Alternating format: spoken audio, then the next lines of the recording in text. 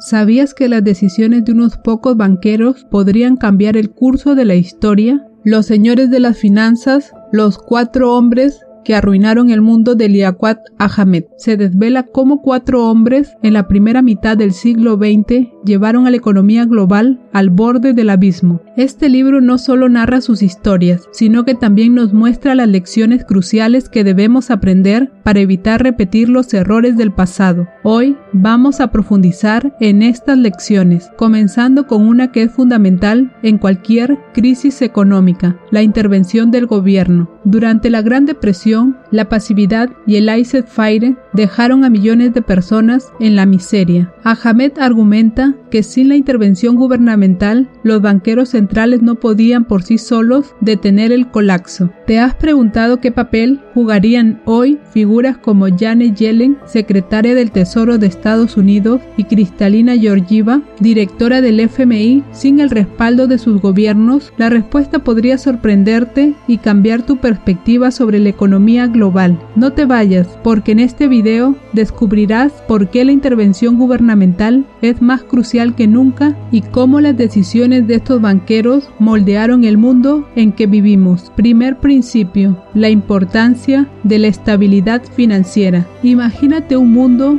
donde una sola decisión financiera puede llevar a naciones enteras al borde del abismo. Esto es lo que sucedió con Montagu Norman, el enigmático gobernador del Banco de Inglaterra, que en los años de 1920 y 1930 apostó todo el patrón oro, creyendo que así se garantizaría la estabilidad financiera. Sin embargo, esta fe inquebrantable en un sistema rígido se convirtió en una trampa mortal durante la Gran Depresión. Montagu Norman estaba convencido de que mantener la libra esterlina fuerte era esencial. Pero, ¿qué pasó realmente? La rigidez del patrón oro impidió respuestas flexibles a la crisis económica. Mientras los bancos caían y las fábricas cerraban, Norman se aferraba al oro como un náufrago en una tabla, ignorando que esa tabla estaba hundiendo la economía británica aún más. Imagina un gigante financiero actual como Jamie Dimon de JP Morgan Chase, formando decisiones tan flexibles que, en lugar de salvar a su banco durante una crisis, lo llevara a una caída catastrófica. Esto es exactamente lo que hizo Norman. Sus medidas de austeridad no solo fallaron en salvar la libra esterlina, sino que también profundizaron el sufrimiento económico, dejando a millones sin empleo y sin esperanza. ¿Qué lecciones podemos aprender hoy de esta historia? La flexibilidad y la capacidad de adaptarse son cruciales en tiempos de crisis. Déjame tu opinión en los comentarios. ¿Crees que el patrón oro podría funcionar en la economía actual? No olvides suscribirte para más resúmenes y análisis impactantes. Segundo principio: la coordinación internacional. ¿Qué pasa cuando los líderes financieros del mundo no logran ponerse de acuerdo? Benjamin Straub, jefe del Banco de la Reserva Federal de Nueva York, vivió esta pesadilla tras la Primera Guerra Mundial. Entendió que la estabilidad económica dependía de la coordinación internacional. Pero, ¿qué sucede cuando estos líderes no logran cooperar? Benjamin trabajó mano a mano con sus homólogos en Europa, tratando de restaurar el equilibrio financiero. Sin embargo, las políticas nacionales divergentes, como las duras reparaciones de guerra impuestas a Alemania, minaron sus esfuerzos. Piensa en líderes financieros actuales como Christine Lagarde del Banco Central Europeo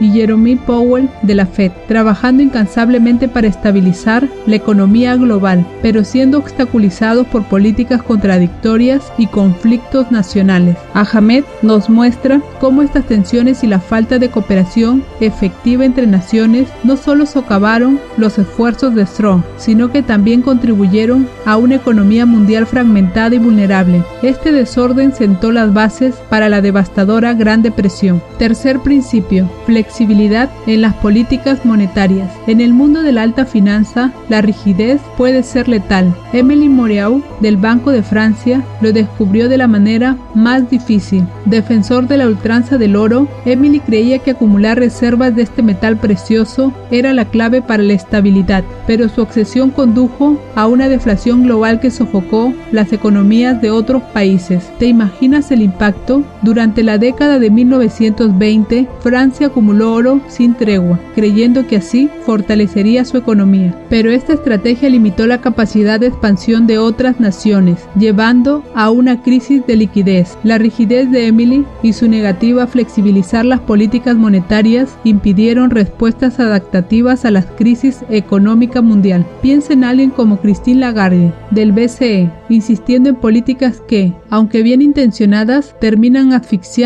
la economía global. Ahmed nos muestra que la flexibilidad en tiempos de crisis puede ser tan peligrosa como la propia crisis. La falta de adaptabilidad de Émile no solo afectó a Francia, sino que exacerbó la Gran Depresión al crear una escasez de liquidez mundial. Cuarto principio, la necesidad de políticas fiscales activistas. ¿Qué sucede cuando un país necesita más que simples ajustes monetarios para sobrevivir? Hjalmar Schacht, el brillante pero controvertido presidente de Reichsbank alemán, lo descubrió de la peor manera. Al principio, Hjalmar estabilizó la economía alemana después de la Primera Guerra Mundial, pero cuando las presiones del régimen nazi se intensificaron, su enfoque rígido lo llevó al fracaso. Hjalmar creía en la estabilidad financiera, pero su negativa a adoptar políticas fiscales expansivas en un momento crítico llevó a una crisis aún más profunda. Imagínate a un líder financiero moderno como Janet Yellen enfrentándose a la misma situación, donde la falta de flexibilidad fiscal podría hundir una economía ya tan valiente. En Los Señores de las Finanzas, Ahmed muestra cómo la capacidad de Schacht para implementar políticas fiscales activistas exacerbó la depresión económica en Alemania. Mientras que otros países tomaban medidas audaces para estimular sus economías, Alemania se quedó atrapada en un ciclo de austeridad y contracción. Un ejemplo impactante del libro es cómo, a pesar de las señales claras de colapso económico, Schacht se negó a imprimir más dinero o a aumentar el gasto gubernamental, decisiones que podrían haber aliviado la miseria de millones de alemanes. Quinto principio, la intervención del gobierno en tiempos de crisis. ¿Puede una economía sobrevivir sin la intervención del gobierno en tiempos de crisis? La Gran Depresión nos dio una respuesta clara: no. En Los Señores de las Finanzas, Liaquat Ahamed expone cómo la pasividad del gobierno puede convertir una crisis en una catástrofe. Este es un quinto principio crucial: la intervención gubernamental en tiempos de crisis. Durante la Gran Depresión, la creencia en el laissez-faire dejó a millones de personas en la ruina. Ahamed nos muestra que los banqueros centrales, por poderosos que fueran, no podían detener el colapso económico sin el apoyo de políticas gubernamentales amplias y coordinadas.